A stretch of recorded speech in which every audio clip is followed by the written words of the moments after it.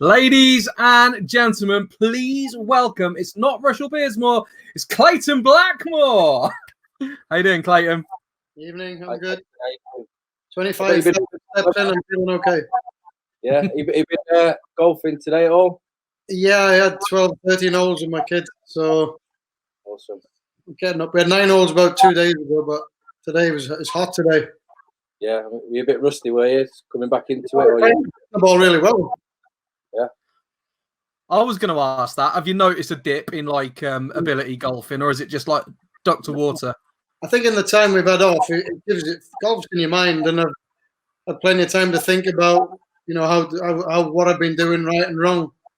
And most things are right, but you've got to go to another level. You've got to get rid of some of the little things. Yeah, but you are actually a pro golfer, aren't you? Yeah, senior pro. Let's get it right. I can't compete anywhere near the young lads. They hit the ball too far, too physical. I've heard you've got a lot of power.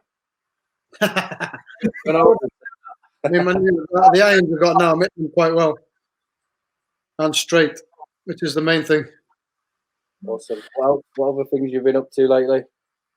Well, besides the full-time job now, obviously schooling, 3 kids. My wife's got back to work with BA, so I'm now schooling the 3 kids, and obviously being a chef as well. We've got to do breakfast, lunch, and dinner for them. Are you enjoying that?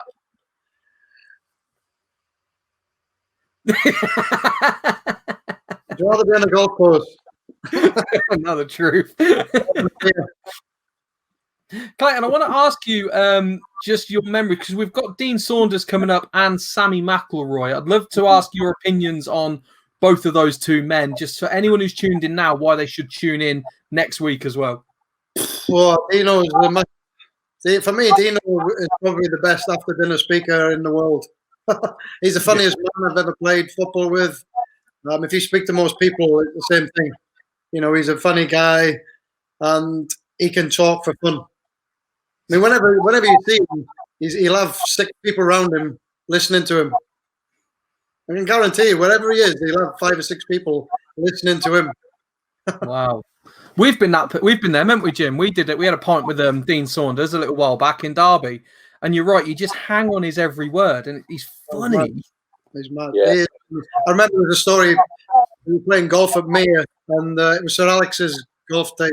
So Giggsy's there, and we're having a bacon butty on the table. Dino turns up, and he said, I think Ryan had just retired from Wales, and because Toshak was in charge, and Dino knew Toshak, Dino came in to be his assistant. And Ryan said to him, "If you'd have told me, I'd have kept playing. If he'd have known Dean was going to be assistant, he would have stayed playing because he's that funny." Excellent. He'd have kept playing. But honestly, I know exactly where Ryan's coming from. That's brilliant. What about McIlroy as well? What's Sammy McIlroy? Any dealings with Mac? Yeah, well, I mean, when I first got to United, Sammy was obviously one of the key players there. He was a fantastic player. I remember when Brian Robson came, and the papers were trying to make out that Rob was coming in and he's replacing Sammy, and they're completely different players. Sammy's more of a dribbler and a real forward player. And I remember when Brian Robson signed, we played Wolves, and Sammy scored a hat-trick. So it was like we're signing Brian Robson, but we're getting rid of this lad here who just scored a hat-trick. Yeah, absolutely. Like you said, 2 different players, and that's not really the Man United way, is it? It's not like no. Right, we're getting rid of you, we're putting you in. There's always, I found like a transitional period with a lot of transfers. It was more with the papers, I think. They're trying to pick on little things. He was probably going anyway. I don't know, but I mean, he probably shouldn't have. He scores a hat-trick in the game, and it was a really good hat-trick as well. Yeah, he's still a player. He's 65 now. He plays with us now in the games, and he doesn't stop running. He doesn't run fast, but he doesn't stop running. Yeah, he's got a great first touch still, hasn't he? Yeah, and he's still trying. He's always negging people. And he's the other side of 60, isn't he? Yeah, he's 64, I think, 65 nearly.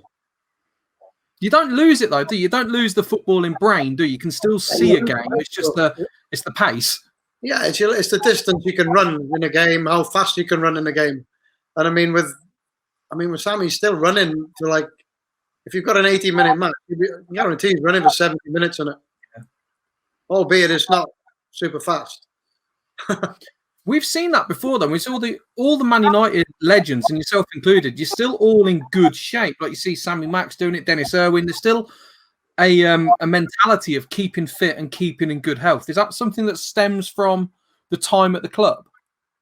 Yeah, well, maybe. I mean, it's the way you brought up. I mean, when I train very hard every training session. I mean, you have to because you're playing at Manchester United. You're playing against the best players in the country and probably in the world, some of them. And so you're always got to try and keep in the team.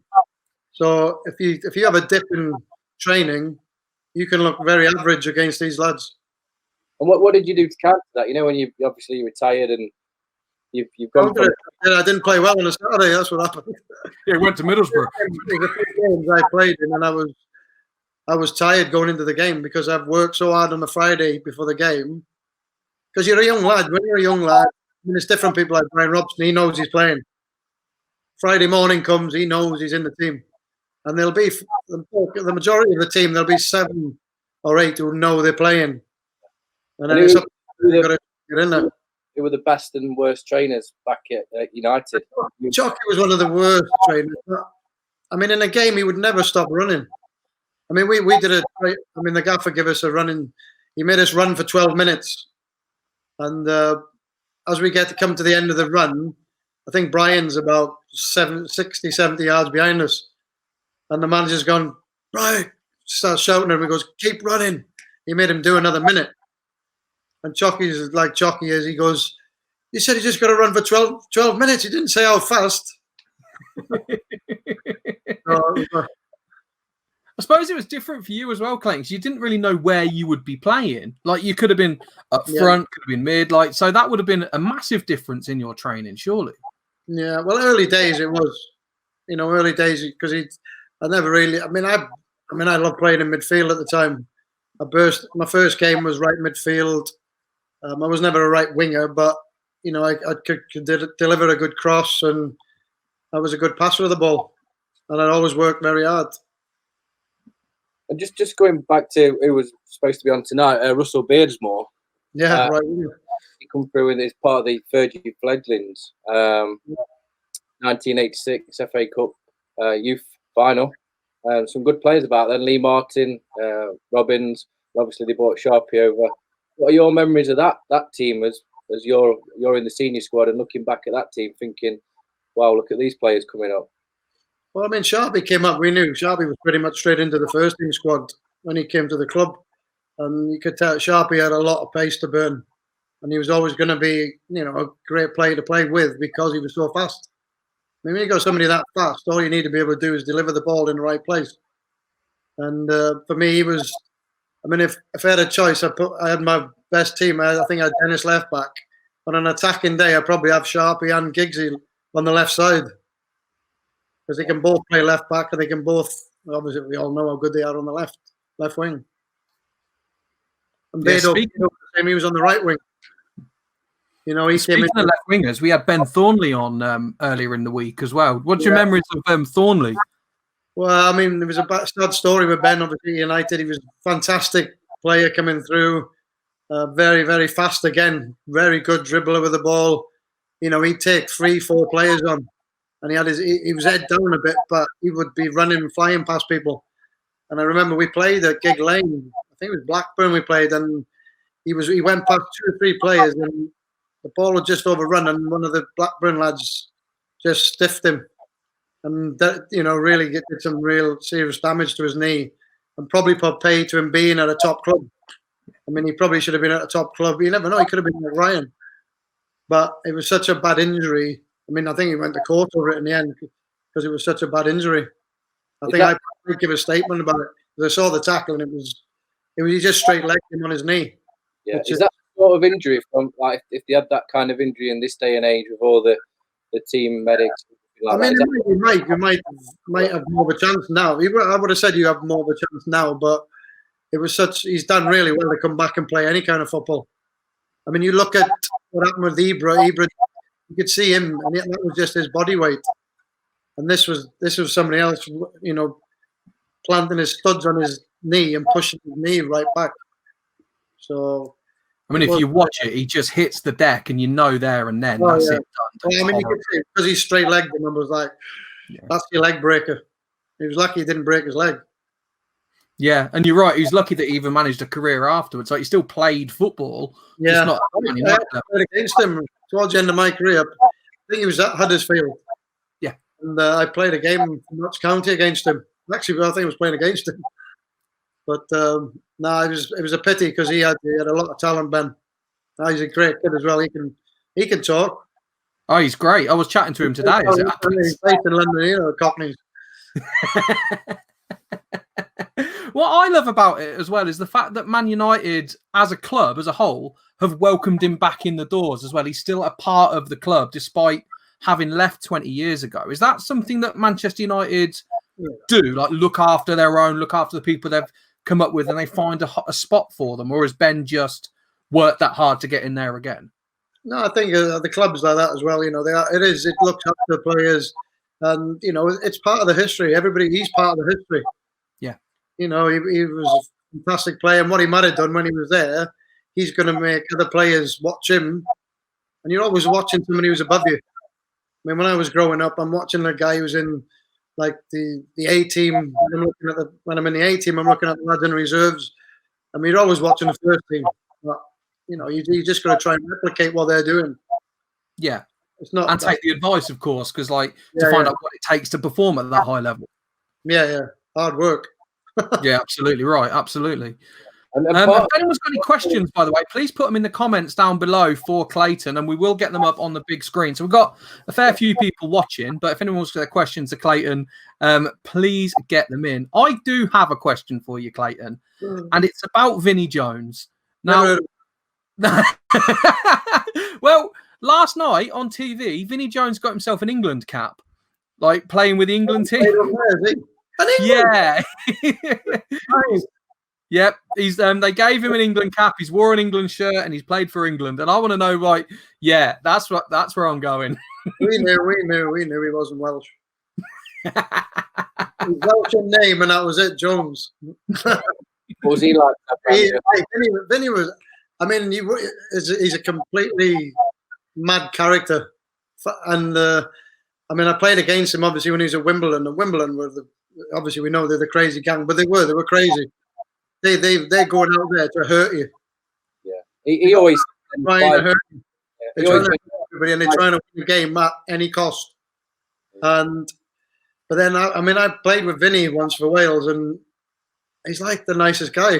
The maddest thing when you look at him in a football field, you think, oh, boy, he's nuts. You won't want to go near him. But then when you meet him in person, he's a great kid. You've only got to watch the highlights. He's just rabbit punching people half the time, isn't he? He's literally just like punching people square in the face. Well, I think I played in his first ever game, and he actually won the game.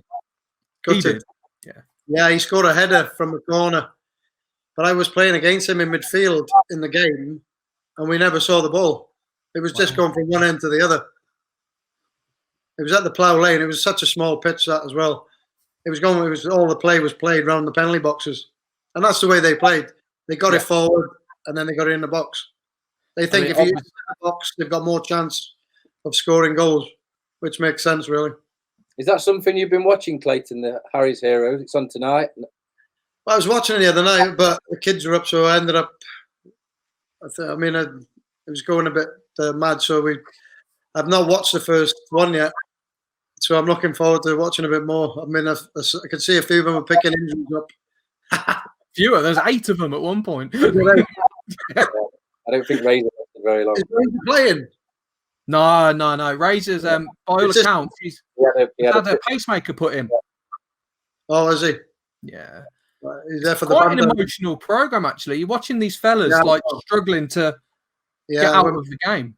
Well, Merce was talking about it the other day, wasn't he, about Razor? And I can understand it if you're going through all what Mercer's gone through, and then the boys are just getting leather downstairs. Yeah.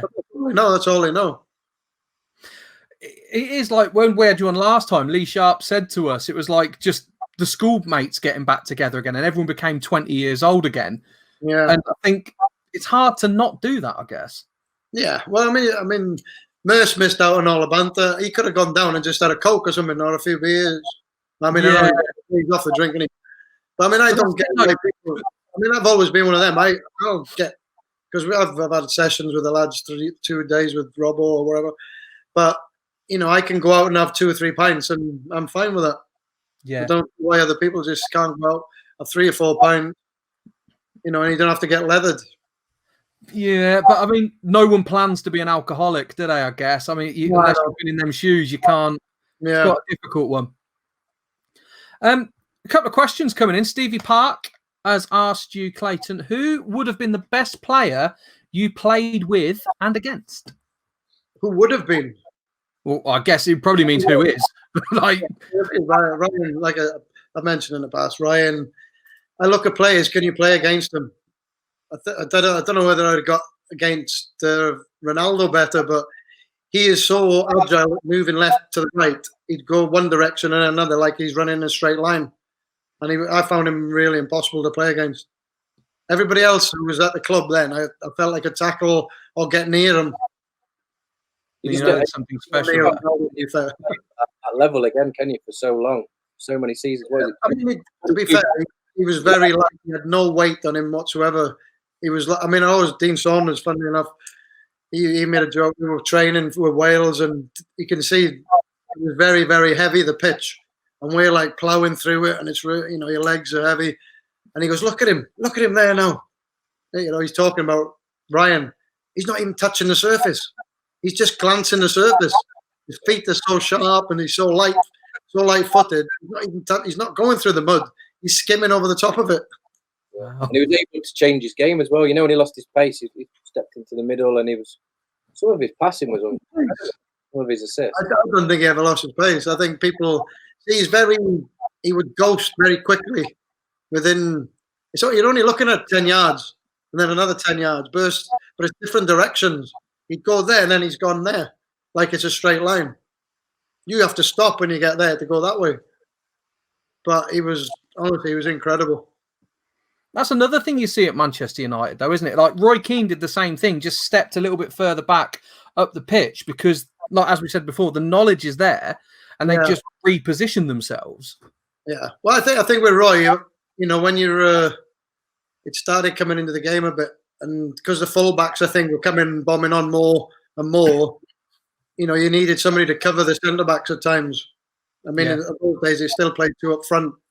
Now you don't need to do that. Teams are doing that now, and teams are playing 1 up front. I mean, if you play 4-2, 4-2-3-1. I mean, that's got me thinking 2 there, playing in front of the centre backs. Yeah, just marking the game. Why? Why do you need 4 players to mark a centre forward? You've got problems if you need 4 to mark 1. Absolutely, yeah, 2, and he's got no one to pass to. Yeah, I mean, we were talking about it the other day. 2 up front for me. We're talking to Dean about it, and he might mention it. He's been doing some podcasts and talking to, I think it was Northwich or somewhere, and he's telling them what they have to do, and you have to closing down. If you play 1 up front, it makes it so much easier for the opposition. Yeah, they get time to play out. Yeah, well, they can play out though. When they've got the ball, they've got loads of time, so they can play out. If you've got 2 up front, all of a sudden you've got 2 which can go that way towards them. Now they've got a problem. Now if they try to play out, you're in a position to close them down quickly and win the ball back in their half against their worst players. I like going down that way because the defenders are not as good on the ball. No. If they were better, they'd be in midfield. The old school centre half is just a big lump that stops the ball and passes it forward. That's what I want, really. If I'm a manager, my centre half, I've just watched the telly, Wes Brown's popped up. I want somebody who's going to just sort somebody out. He's going to win every battle, see the ball off. That's his job. Yeah. If he scores a goal, John Terry was perfect at that, weren't he? Yeah. I mean, the only thing with John, he was a bit slow. Yeah, he was slow. Yeah, a little bit, but he made up for it. One of them, he'll get his edge. He scored loads of goals because he run in the box like a train running in and that's where you need movement in the box. He's a big lad. But I thought he was quite slow. I was quite like John Terry, to be honest with you. I thought it was a thing. I Well, did like seven for England, at least. Just in my words. No, I think he's a fantastic player. But if I was a manager and we're playing against Chelsea, I would put my fastest player against him. Yeah, that's fair enough. Stay with him for 90 minutes. We've got Benji Smith has just been. We're talking about Harry's heroes, and he's saying about Lee Hendry has been suffering with depression since leaving the game. I would like to ask you, Clayton, like, what's it like for a former footballer when you do finally hang up your boots? Like, what is that process like?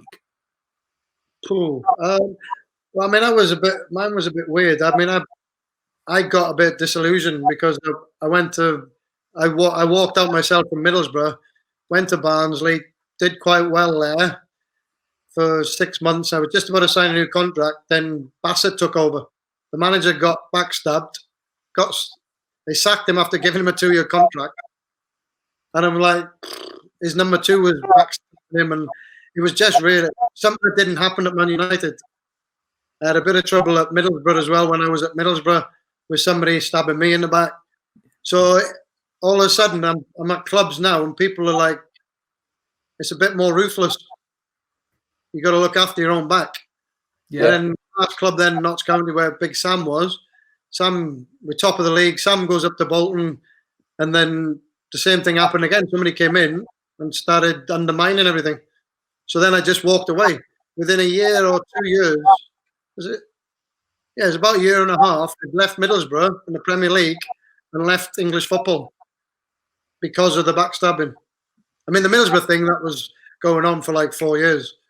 I didn't know till about 3 or 4 years into my stint at Middlesbrough. I mean, in any job, in any walk of life, it's not a good working environment, is it? No, it's not. I mean, they weren't backstabbing me when I was at the other clubs. I was annoyed at the manager getting backstabbed in front of the players at Barnsley, and then again when I went to Notts County, the number 2 started thinking I could be a threat to them at the end of the season. And I'm like, I'm not even looking. I want to play another season. I want to keep playing. But then by the end of that season, I'd had enough. And within about 6 months of coaching with the schools, the Welsh schoolboy team, I was missing it. And somebody asked me to go and play in the Welsh League. And I played 175 Welsh League games then. So, I mean, did you enjoy that, though? Like, after all the backstabbing and after all the drama, did you enjoy just going into the Welsh League and just playing football? Yeah? Yeah, it was great because, football was just going down that you can't tackle stage. It was just starting to change a bit. And in the Welsh League, it was like anything went.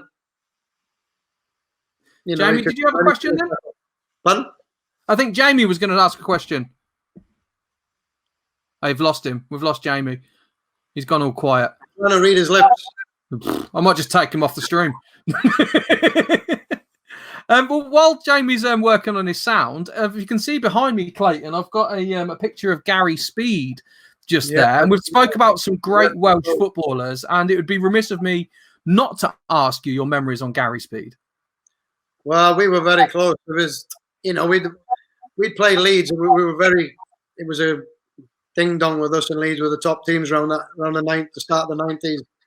And in the game, we'd be playing a corner, and Speedy look at us and go, could murder a Welsh trip. And we'd be like, yeah, we could murder a Welsh trip. But he got Dino on next week. It used to be me, Matthew, Dean Saunders, and Gary. And we'd finish a game maybe on a Wednesday. The game's the following Wednesday. But then we'd be meeting up on a Thursday. Somewhere on the way down, we'd meet up on Thursday and maybe play at the Belfry, a bit of golf at the Belfry. And we'd have 2 or 3 days of R&A, really, because there'd be about 8 or 9 of us, or even 10 of us who were from the Premier League or the First Division. And the other 7 or 8 players would come from the lower leagues. But if they didn't have 2 players in the team, they had to play the games. Okay. So they didn't turn up then till a Saturday night. So we had a little bit of R&A. We used to play a lot of golf together, all of us. We would go to the races. We had a bit Was he any good at golf? Fun. Was he any good at golf? It was. We were sponsored with me, Gary, Pally, and Sharpie was sponsored by Essex, and we got him to make us some golf clubs. So me and Speedy got the blades, which were very, very, the 3 irons about that big. You can't fit a ball on it. But I remember him down at Saint Pierre, and he got a hole in one. We were in a competition, and he got a hole in one, and he won a TV. Good old boy. Yeah, he was a good player. I think he played to 11 or 12, which is dangerous. They're usually dangerous around that. Footballers off 9 to 12 are dangerous. You know they can play to scratch. My knowledge of golf is quite small, Clayton, to be fair, but like I'll assume you're the semi-pro. You're the guy that knows knows it all. I feel like a semi-pro at the moment. Yeah, that's only social isolation. Malk has been on. Mark Hall has asked, how was Clayton's time in Nottingham? Did he like the city? What's he talking about? Not Hootley. You never know with Malk. Talking about Hootley. Well, Malk's a Leeds fan, so it could be anything. But I'm assuming, well, any time in Nottingham that you've enjoyed or you're... It's a nice city. It's a great city. The pity with the Notts County, they had, I think one of the games, first game I played in was, what's his name now? One of the lads had left the club and went to Arsenal. And Arsenal came up to play in the game against us pre-season. And I think we got 6,000 fans there, and that's, I think maximum's 5,000. They must have a base of like 5,000 supporters, Notts County. So, I mean, it's a pity because it's a really good club. It was a good club. I really enjoyed it when I was there. Big Sam was good fun. But we had some good players. Like I said, we were top of the league at one stage. It's a big club with, like you said, a massive following. It's just, you do worry for what's going to happen to them in the current situation, don't you? Yeah. Well, like I say, I mean, they're used to 5,000 crowds. When we were playing, it was like 5,000 at every game, nearly. Yeah. Just off subject there, with regards, I know you mentioned in other sports there. What was it like? Obviously, you've been in the boxing ring. Obviously, had that. Did you floor John Aldridge? Was it you beat John Aldridge? If I had another round, I would have. If I had the eye of the tiger, I might have as well. Yeah, but you actually stepped in a minute, didn't you? First time I ever got in the ring, obviously, but he'd had 10 weeks of practice, and he was practicing to fight Gary Pallister. Yeah, and that's what I mean. He must have a longer reach than you. He's taller than you. Yeah, everybody's got a longer reach than me. My little girl, who was 5, has got a longer reach than me. I've got my mum's arms. Have you got any footage of that you can send us? We've searched everywhere and we can't find it. No, I don't know if they've. It was in the MEN, but I don't know if there was any TV coverage. Yeah, because Lee Sharp's done that as well. Who'd win out of you and Lee, do you think? I don't know. It'd be good. He's about 6'1" again, but a perfect opportunity with the NHS and everything to raise some money for the NHS. And you fight Lee Sharp. Yeah, we'll put it on in a blue kit or a Liverpool kit. I don't want to fight my teammates. Well, I won't be able to hit him. Pretend he's at Lee. To be fair, you're talking about John Orr. He's a Scouser, and I actually had him on the ropes. So I punched him 3 times in the ribs. And it didn't feel right. And I came off. I let him off. And he said after the fight, he was in bits from his ribs. Never do that. Shouldn't say I'm a bit more of a pit bull rather than... I can't be, very finesse. I can't jab somebody because my arms aren't long enough. Yeah. So I had to get a bit rough for them. It's all right. Have you always been a fan of boxing, Clayton? Yeah. I mean, we went to see the Eubank and Ben fight. Obviously, Incy was... He's related to Nigel Benn, and so we all went down on the bus, and that was funny because we were in I think Eubank won, didn't he? And then we were in the party afterwards, and Eubank walks in, doesn't he, with his monocle in and the walking. He walks into Nigel Benn's party. And the rematch was at Old Trafford, wasn't it? No, it was down in Birmingham. I think it might have been. Is that a rematch? It might have been a rematch. I don't know. No, we got on the bus and I think we went down to Birmingham. All right. Or I might be mixing it up when I think Eubank was fighting Calzaghe as well. Payback. I'm sure it was at Old Trafford, that one. Yeah, we went to see the Calzaghe fight as well. He was a fighter, weren't he, Calzaghe? What a fighter. There's not many people have not lost a fight. He lost a fight to 15, and that was it. Yeah. There's a lot of since. There's a lot of people on the watch parties and a lot of comments coming in about the nickname. Can you talk us through that about how you got the nickname, not the Mr. Reliable, the other one? Sunbed. Yeah, Sunbed. Well, look at the colour of the three of us. I thought it was a reflection off them balloons behind you. Scotland just turned white. You're a bit like Brian McClaren. He turns white, then blue, and then starts going red. Then he goes brown. I've never seen Brian Brown before. How did that come about? Who gave you that name? It came from the fanzine, I think. Yeah. And the fan they started calling me Sunbed. I mean, honestly, when I used to go away for 3 weeks in the summer, to get a good break because it was such a hard season. And 3 weeks in the sun, just non-stop sun, I just go black. I go the same colour as the shirt. Seriously. I go really dark. It took up the it lasts as well. It lasts. Come Christmas, it's just starting to fade a bit. It's all right for some, isn't it, Jim? I don't know if it's done my body any good, like. To me, in the big book of football nicknames, I think you got a good one there. To be fair, like they could have had you there because the football fans are ruthless, aren't they? Yeah, but I mean, it's somebody. I mean, what they're talking about is going in a sunbed place to do it. Yeah. But I mean, I gotta say, I've been in there once or twice into an actual salon because they told me like I've had a few scars and it heals them quicker, the heat and everything. But I get most of it. I do get in a sunbed when I'm abroad. I want to go back to boxing a little bit because I was going to ask you if you saw the Mike Tyson footage of Tyson doing his fighting, like in his sparring. Have you seen that? No, I've not seen that yet. I've heard he's coming back. He's trying to make a comeback. Yeah, there's some footage of him sparring. I mean, he can punch. I mean, when he first came onto the scene, I mean, he don't know. No, he could go world champion again. He was so ruthless. Yeah. Such a big puncher. And now he's got more experience. Obviously, you haven't got that engine. But, for him to go 12 rounds would be tough, I would have thought. But I would like to see him fight the Gypsy King. I don't think he get near him. Yeah, I think the one that's lined up is I think he could go down in history as the best boxer. He doesn't look. He does. Yeah, Tyson Fury. Oh right, yeah.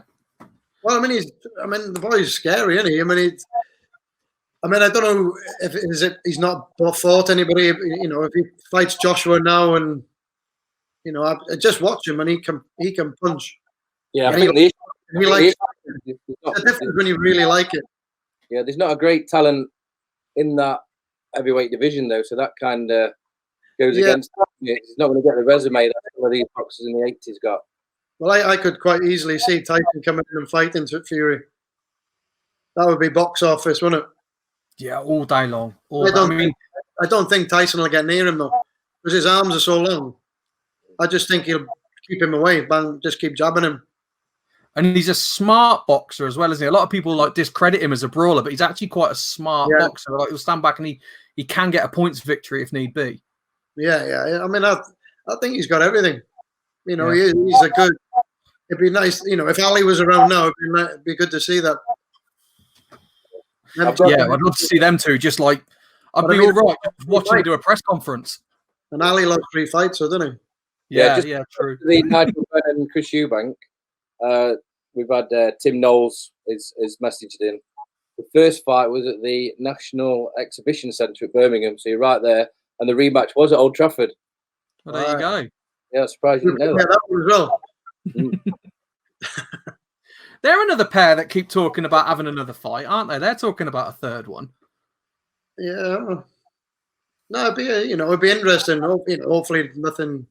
It doesn't get too serious because the boys they punch hard.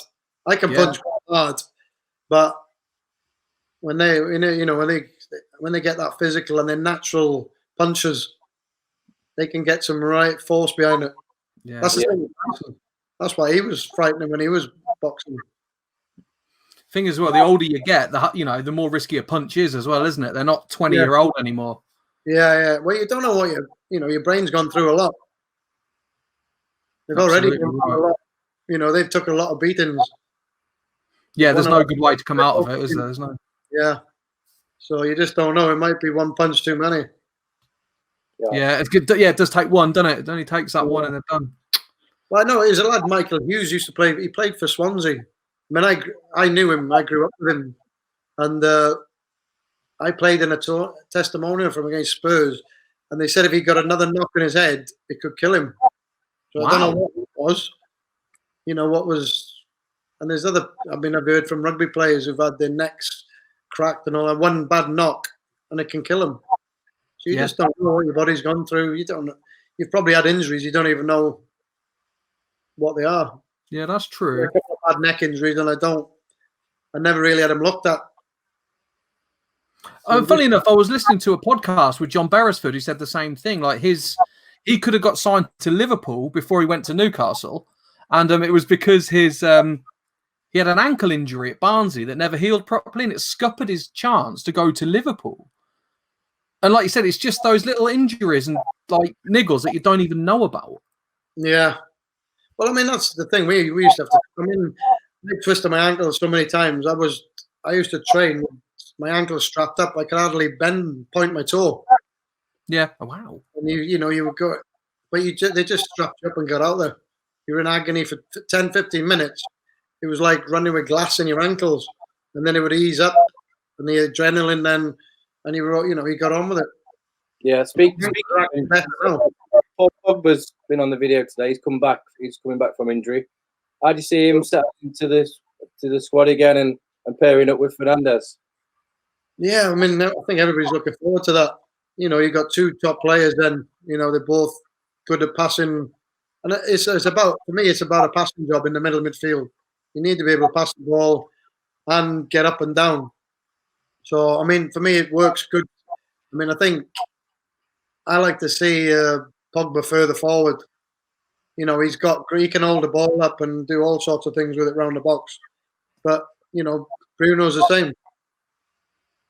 I mean, what do you think? Go on, Joe. He's settled in really well, hasn't he? He looks a top player. It's just a shame. As we was hitting that good form, this has happened. It'll be great to, when it comes back, I'm sure they'll all be fresh. The professional, they'll be keeping it. Yeah, a lot to look forward to, would you say? Go straight into next season, yeah. Mm-hmm. Well, they're all pretty much training again now, aren't they? Did I see today that they're all starting to filter in? Now, the problem is, obviously, the Germans are up and running, aren't they? Yeah. They're testing every day. Every team needs to be able to test every day. Because the problem you got, if a player goes out there and they've got it, when you start running around, you only need a couple of days. He could pump it around his body so much that it doesn't give his body a chance. He could just. And what will happen if they'll make the decision of playing? Because I think there's only 3 or 4 have got it. Or if somebody's got it and plays and then dies from it, yeah, absolutely. Be held accountable. Well, like we said the other day as well, it takes one person to have it in a game, and then 22 people have got it, if not more. Well, I mean, obviously he's got to come in contact with them, but then they have to keep doing. The Germans will do it right. They will test. I can guarantee they will do it. They will test probably before, and if they can tell straight away after the game, they'll do it after the game. Then they'll do it the next morning. They'll probably do it every day. Yeah, I think they've got to. And they will do it right, but that's every team have got to do it. How do you do that through all the teams in England? Well, because it's money as well, isn't it? Like tests don't come for free, do they? They're not, and the clubs aren't making the money at the moment because there's no game. Are there any tests out there? They're not filtering it down my way. I know that. I don't know if I've ever had it or not. Clayton, I want to ask you a question because it's something me and you have spoken about before. But I want to talk to you about Kettering Town and you playing at Kettering Town because I'm here in Kettering at the moment and I've got some Ketteringers watching and I'm sure they will all thank me if you could just tell them about your experience playing at Kettering Town because it's in your book as well. Yeah, Friday night. Yeah, Big Ron, obviously, I think he used to play for Kettering. And the first team, we're playing West Brom Saturday at West Brom. So I can't remember who was with me. I think it was there's a couple of us went down and played in the reserve game. They said he'd send a few first teamers down So I played in the game against Kettering. I think I scored in the game as well. Did? So then obviously came back, but I was on the bench then for the first team the next day at West Brom. So I've just played probably 80 minutes. Then they took me off right towards the end. Go back to the hotel. Obviously, I'm a bit wired up. You're always wired after the game. You can't get to sleep.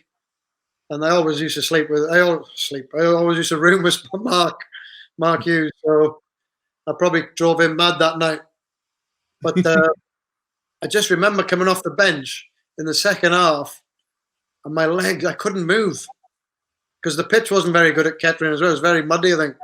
And my legs were like, I thought, am I nervous here or what? It was only like, I don't know how many games it was into my career, but I just thought, I can't run. My legs were just so heavy. But I came on up by right midfield or something, and somebody's gone down there, crossed the ball in. I ended up scoring in that game as well. And I think we won the game 5-0. So it didn't. Luckily, it wasn't that big a game. If it was a close game, yeah, it would have made it. It might have been a bit more thingy. Me coming on and I can't run. That ground's gone now as well. They've taken that ground down. That was a great goal. Oh yeah. Well, is that one of the ones that you said to me before that you've never seen it? Like the footage just doesn't exist. Yeah, I've never seen that one. Nah. I'll be honest with you. I did ask the Kettering supporters group because it turns out randomly my background is I was a pro wrestling MC before I got into this. And I've got a pal who's a wrestler in Bristol. I used to go over to Bristol. His dad is the chairman of the Kettering Town Supporters Club. And I got in touch with him to try and find it. And it's just, he's been asking and asking and asking. And I don't think it exists. But we'll try. I'll put this video out in there again. If someone's got it, we'll get it. But sounds good. You can get me a rematch as well with Aldo. Yes. Aldo. I asked for one straight after the fight because the referee gave it to him. I mean, I had Anthony Farnell, who was an ex-world champion, in my corner, Man U fan, and he said he thought I won. And here's the story. 7 years later, I'm in Hong Kong playing 7-a-side, and is it West Ham and the 21s are over there.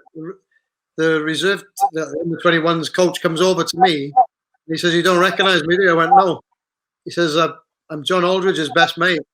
I refereed your boxing match." And he said, "You won. It's been bugging me for 7 years." And you won the fight.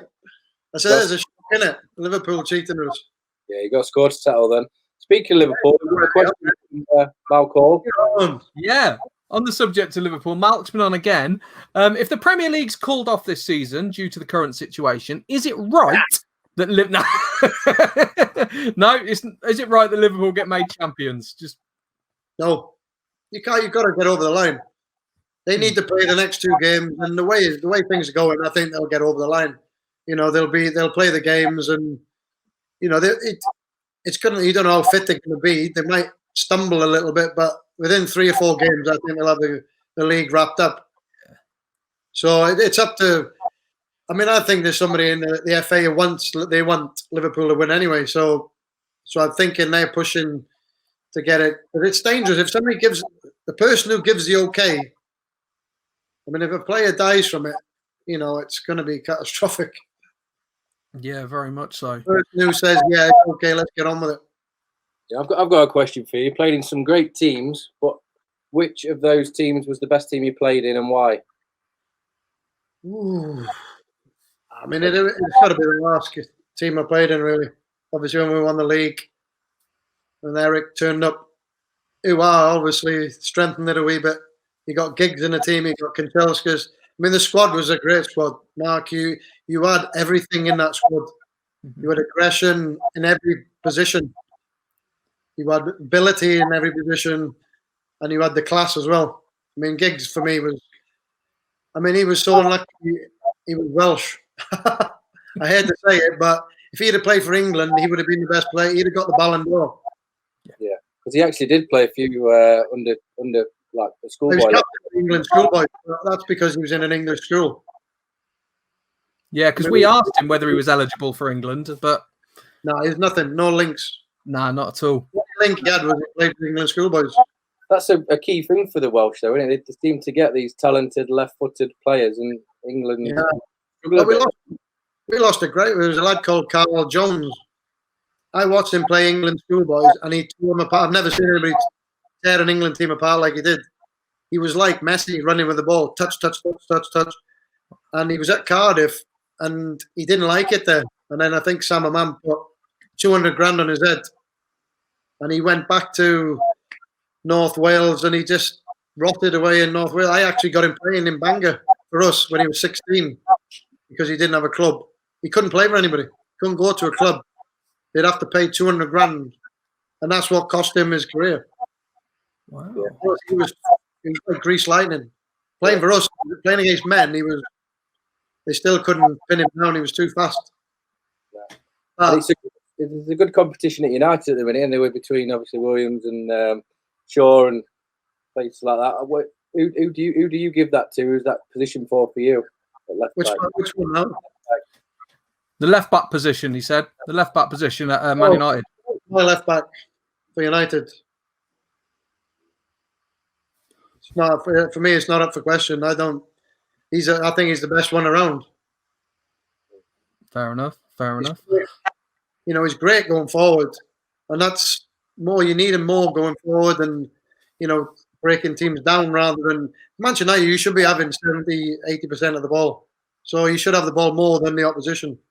So you want somebody who's going to make a goal or score a goal from there. You've got two big centre halves usually to do the defending, but obviously he gets back and he can defend.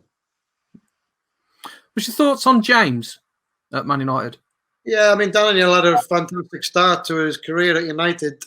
But again, he's a young lad, and for me, he ended up playing a lot of games in a row, but also some of them were out of position. Yeah. We started playing him on the right. Because he was so fast, we kept playing him in different positions. And I mean, I know myself, I played in every position, and sometimes, it's okay, you go bang and you're in there, the confidence is high, but sometimes it might take you 2 or 3 games to get going again. Yeah. Get your confidence up. And what's your thoughts on Marshall? On who? Anthony Marshall. I mean, sometimes he don't look interested, but then sometimes the annoying part for me, he always looks as if he's not enjoying it. But he's a talent. Scary. His first season, 14 goals. I think his best position's on the left. Yeah, a stat came up this morning on social media. I think he'd had something like he'd been involved with assists and goals in 98 assists and goals since he'd arrived at the club, and it's the most at the club. So honestly, what it is when you're playing left or right. When you're on the left and you're right-footed, you can cut in. I like that position. On the right, I have to cross a ball in. On the left, I can cut inside and shoot. So he's in that one. He's got pace, and he's got great feet.